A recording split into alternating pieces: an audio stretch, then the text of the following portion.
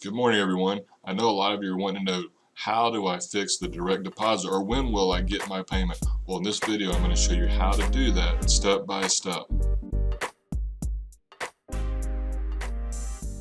Okay, my name is Doug Burson. I'm with Paget Business Services in Lee Summit, Missouri. And so here we go. First of all, you need to go to irs.gov. Once you're there, we will then click Get My Payment. At this point, you will need a copy of your 2019 or 18 return so that you can verify that you are indeed who you say you are. So once you've done that, we're going to go ahead and go to Get My Payment. And this may be what you get to. It depends on the time of day, but you know, everybody's trying to do this, so just be patient, and here we go. Okay, once it stops spinning, it's now your turn. So go ahead and click OK. At this point, you're going to need to know your social. Now, if you are married filing joint, you will need to use the person who is listed as the taxpayer or first on the tax return. And then your birthday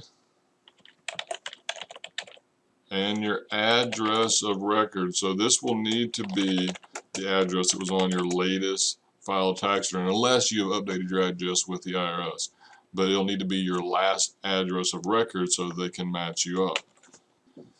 Okay, so in this case, they've already scheduled to do the direct deposit. However, if you were someone else, you may be able to update the information next. But what if the IRS doesn't have your bank information? This is what most of you are looking for if you didn't already get it. Well, this is the next screen you're going to see. At this point, you would then just click Enter Bank Information.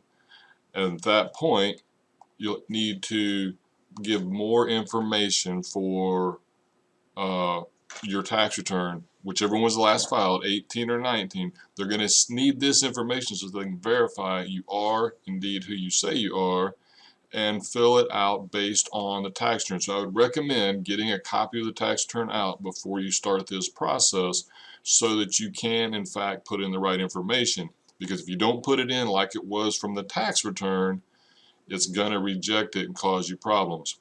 It's not real hard. You just need to know the adjusted gross income, or AGI, whether you owed or you got a refund.